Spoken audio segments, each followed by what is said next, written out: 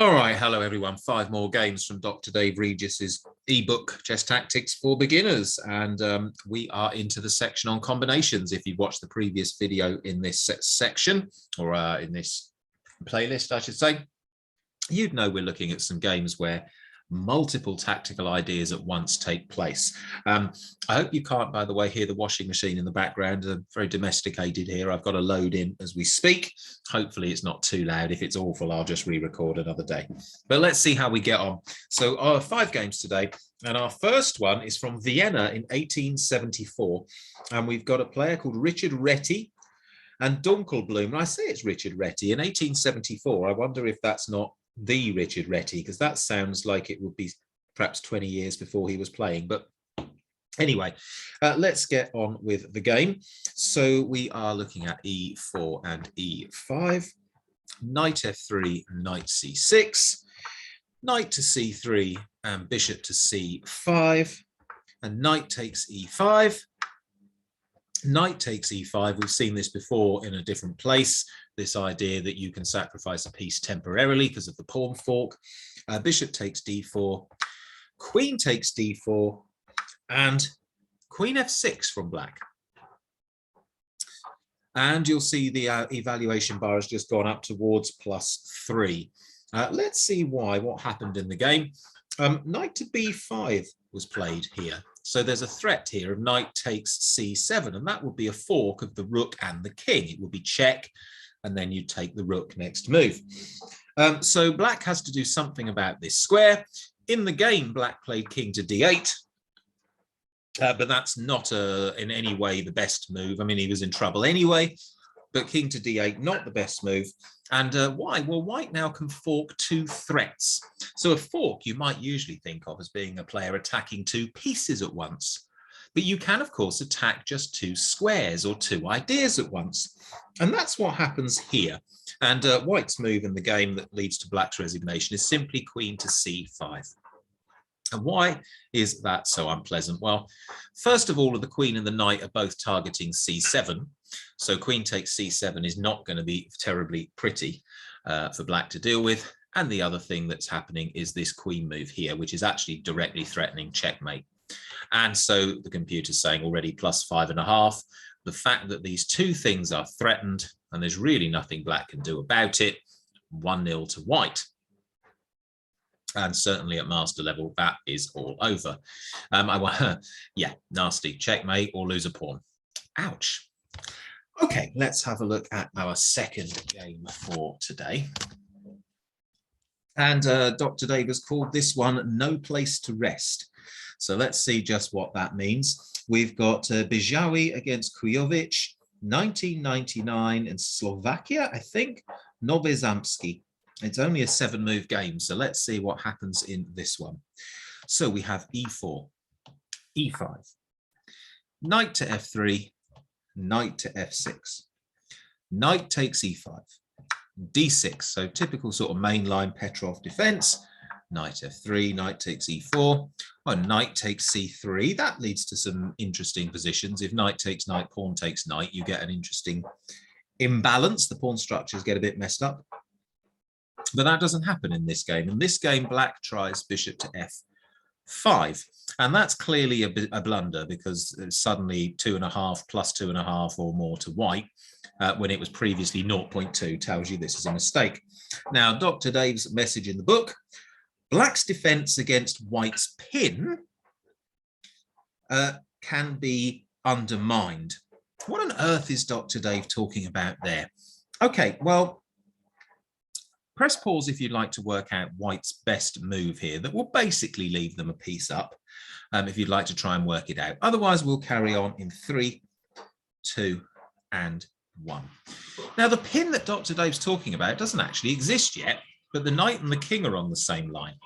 And so queen to e2 pins the knight. It cannot move because of the king behind it now. It would be illegal. And white is now attacking with 2 pieces, the knight and the queen. Black is only defending with 1, which is the bishop. So in the game, queen to e7 was played. But that's even worse, because now it's +4. And the reason is simply knight to d5. So we started with a pin And now we're undermining the defense. We're removing the defense. So this queen is attacked. It's currently defending the knight, but it is attacked. What on earth is it going to do? Where's it going to go, this queen? Well, if it goes over to, if I'll put the lines up, then you can pause and have a look. If it goes over here, we then employ the principle of attack a pinned piece. So we just play d3. And this knight still can't move. Look, I'll try, but the computer just keeps putting it back because of queen takes king, obviously is illegal. And then you can just take the pawn next move. Fantastic. And what if you try to stay in defense of the knight? Well, you can't go to e5 because the knight on f3 will take. And if you go queen to e6, you walk into this. Oh, excuse me, swallowed my breath. You walk into this. So knight attacking the king with check, knight threatening the queen, king must move, and white suddenly a queen up. So there's actually nothing to be done here. You simply have to accept that you're going to lose a piece. Computer's saying put the queen back to d8. And there comes our move d3, attacking the knight, and the knight is paralyzed. It's pinned. Very nice. Okay. Let's have a look at our next game. And the next game, we've got Hans Kmoch, K-M-O-C-H, Hans Kmoch against NN. So no name. We don't know who black is. Hans Kmoch is a very well-known master, actually, a very high-rated player in the middle of the 1900s or early to middle 1900s. So let's see how he gets on here in this 12-move game. So e4 and e5, knight to f3, knight to c6, bishop to b5, and knight g to e7. Okay, that's the old variation of the Roy Lopez. It's actually very, very solid. Nothing wrong with that for black. A little unusual, but it's okay. Castles from white and g6 from black. So the idea to develop the bishop this way, perfectly reasonable. d4 from white, bishop to g7, and pawn takes e5. Knight takes e5, knight takes e5, bishop takes e5, and bishop h6. So white looking to stop black castling and looking to control the dark squares near the black king. Very logical. But bishop to b2. And it looks, does it not, as though the white rook is caught in a net. Well, it is, but let's see how the game progresses. Knight to d2. c6, instead of taking the rook straight away, black just chooses to attack a second piece. Rook to b1, white saves the rook, and bishop to d4. Knight to c4 is played now. What on earth is going on here? Black simply is allowed to take the bishop. Well, the reason is knight to here will be check. If you have a look, checkmate. If you have a look at this, we've actually got mate straight away. Ouch, because the king can't go here because of the bishop. Wow, nasty. So knight to c4 is a pretty nasty threat. Bishop to c5 from black, trying to guard the square. But you can see that this is +5 and a bit. What on earth is the correct move here for white? This is a pretty tricky one to spot. Dr. Dave's comment says the mate threat, the checkmate threat, knight to d6, allows the black bishop to be overloaded and forked with the rook. What is he talking about? If you want to try and find the right move for white, feel free to press pause. Otherwise, I will carry on here in 3, 2, and 1. Okay, here's the move. Queen to d4. Yeah, now if black plays bishop takes queen, we've got this checkmate move again. Okay, fine. If black plays, say, to defend the bishop, which is attacked, because queen, sorry, not there. Queen is attacking the bishop, let's say there. We've still walked into checkmate, so that's no good. The queen is also attacking the rook. So if the rook gets out of the way, well, now the queen can just take the bishop, and we're still threatening the nasty checkmate, and we're a piece up. So yeah, in this position, the horrible, horrible move, queen to d4, actually is a winning queen sacrifice. It's an overload because the bishop cannot do everything. It's a fork because the queen is attacking 2 pieces. And of course, there's even the checkmate threat on d6. What a fantastic move that is, queen to d4. Worth seeing again, just sacrificing your own queen. Knight here, checkmate. Ow. Okay, let's go to our next game for this video. And we've got Soderstrom against Sanitakis. I don't know these players, but it's a correspondence game, so played by post, by letter, from 1981. Let's see how it goes. E4, E5, knight to F3, knight to F6, knight takes E5, D6, knight takes F7. Wow. The Cochrane gambit, no less. You don't see this too often. And in this instance, white, I think, actually wins. It's actually slightly better for black if black knows what they're doing, but it's dangerous. Well, it immediately forks the queen and the rook. So black is left with no choice but to play king takes knight, which happens in the game. And now d4. So white sacrifices another pawn in order to try to get the bishop out quickly and can control the center. Okay.